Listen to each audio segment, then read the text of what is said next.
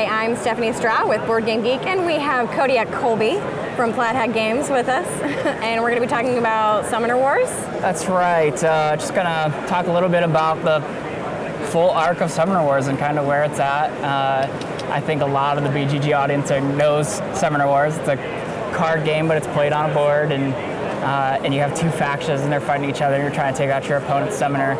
And we've been doing it for 6 years now. 2009 is when Summoner Wars released. That is so crazy. Yeah, it was how we started Plaid Hat Games, and we've kind of brought it full cycle. So we did 16 factions, and each faction had its own summoner, its own deck. And then we went through and made second summoners for each faction. So there's 16. Yeah. These are the last. Show these up there. Have them face us. Yeah. These are the last 8 of the 16 second summoners, and those all released they're releasing just now. They'll be in stores soon. We have them here at the show. So people can purchase them at the show right now? That's correct. And then they'll be in stores in like... About 6 weeks. Yeah. So mid-September? Yeah. Okay. So they do you have a favorite? 16 more second summoners. I love the Sand Goblins. I just always have. They're just like a bunch of misfits that make it work. That's kind of their whole thing. Yeah. So they'll have like negative abilities, or just generally like Dinky here is this just giant dumb guy that gets distracted easily, stuff like that. So I enjoy designing that. What are some other? Tell me some about what's going on with your vendors. The vendors, they're these psychics. Yeah. The vendors are the psychics. The filth. This little like demon possessed girl that like mutates cultists of her demonic cult into these crazy, strange creatures. That's terrifying. Yeah. You can see this guy looks like his skin's inside out, so that's gross. Oh, that's good. The mercenaries are really cool in this set. There's a number of them in there. This summoner lets you bring in cards from all the factions, and there's cards in there from various factions. So this is like kind of one of the more advanced ones, kind of an ode to the Summoner Wars fan.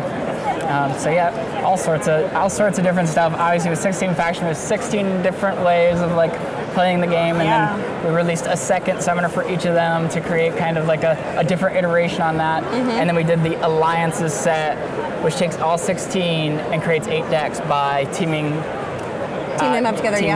So we have like the Fallen Phoenix, which are the Fallen Kingdom, and the Phoenix Elves are paired up into a thing. And then this comes with a neoprene mat, and it comes with dividers for everything ever made for Summoner Wars. Cool. Yeah. And so we've kind of taken Summoner Wars full cycle and kind of done everything we want to do with Summoner Wars from a perspective of having released an equal amount of things. I'm glad that you came back to this and are giving Summoner Wars some love. Like, it's what you started with, and you have all these other amazing games that like sell like hotcakes all the time. Right. Like Seafall was gone immediately before Gen Con even opened. Yeah. And then you're giving this one some love again. I like that. Do you think that it's something you'll continue, or are you done with Summoner Wars? For now, I think we're done with Summoner Wars. We've kind of taken it full cycle and feel like we have a complete, I think there'll be like, for the hardcore fan, there'll be some disappointment that there's nothing new.